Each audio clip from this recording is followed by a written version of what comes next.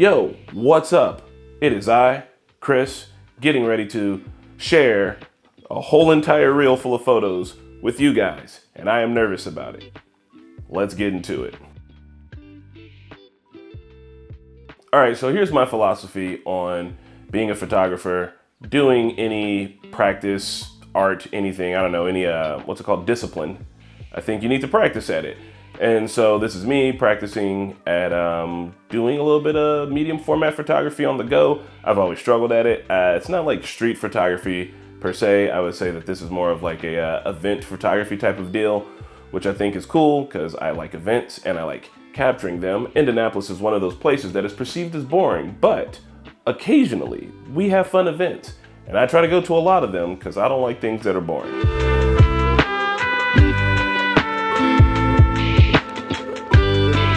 Had to make a solo beer run. I lost my helmet.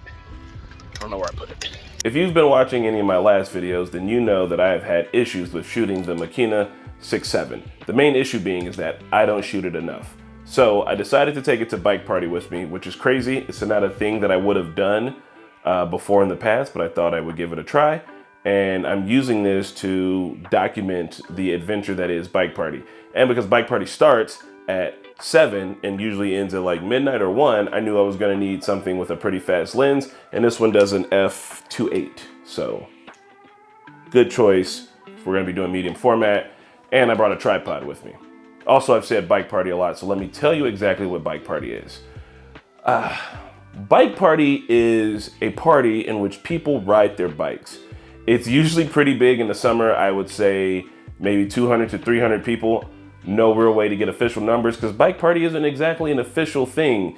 It's semi-organized.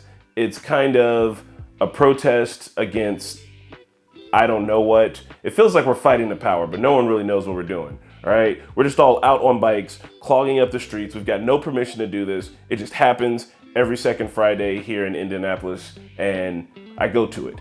All right, so I went off to bike party. I brought my Makina 6.7 with me with the plan of shooting 2 entire rolls of 120. I was gonna be using Cinestill, and I was also gonna be using Portrait 400, and just trying to get some interesting shots of what bike party is. I've said it too many times. I don't need a bike party counter, fuck it. Just trying to get some interesting shots of what this event feels like, and I think I did a pretty good job at capturing it, but also I think that if I was gonna do this again, I'd definitely choose a different camera. I develop my own photos at home most of the time. If there's a really big project, I'll send them out to someplace like Dark Lab or do them here at our local camera shop, Robert's Camera.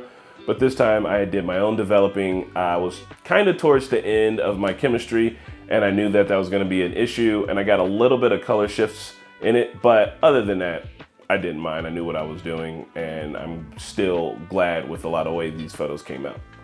With that being said, let's get into the pictures.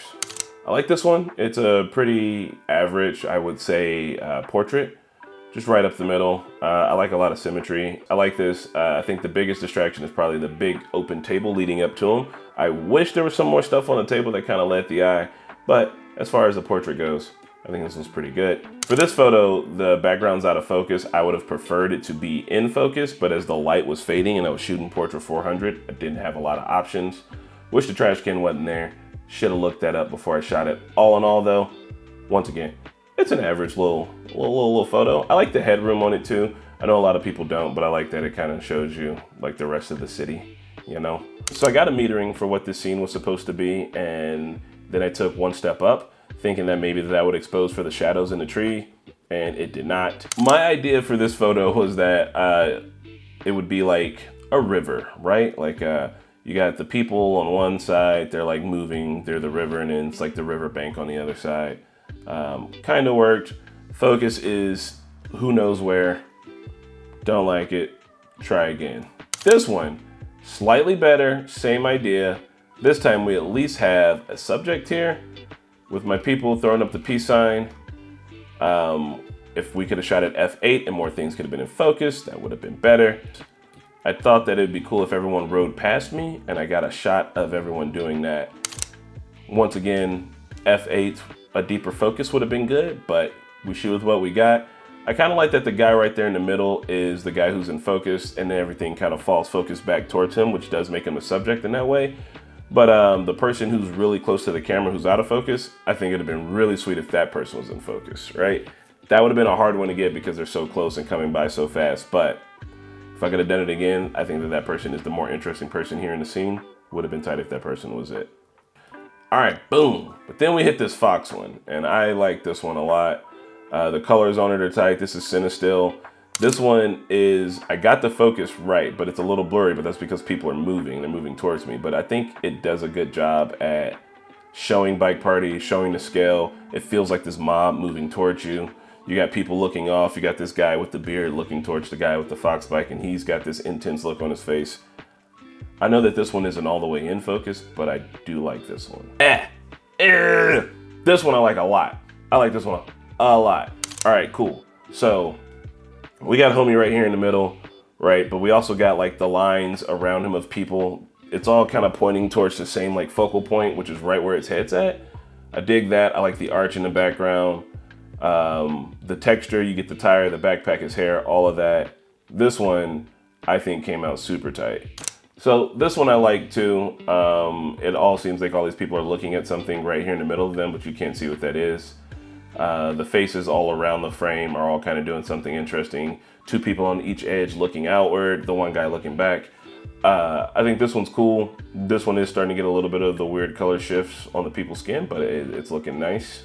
So as the Bike Party goes on, we get into the nighttime. And when we get into the nighttime, that's when the lights come out, and that's when I think the Cinestill was going to shine. I like this one a lot. It's got these lights kind of coming through it. It's got that Cinestill halation glow. There's a person in the background there. It's just enough to kind of tell you that, oh, I'm looking at a sweet bike that's covered in lights in the pitch darkness, but a couple of lights around it to kind of emphasize the like environment it's in. I think this one is cool and interesting because you can see this guy's face kind of lit up. He was looking at his phone, and he was also by the bike with the bright light, so I thought I'd snap it again.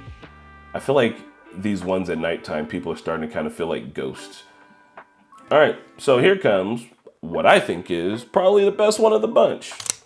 There's this DJ who has a DJ bike set up, and you can see it all here in the foreground. You can see him back there DJing, but he's moving, so he's blurred out.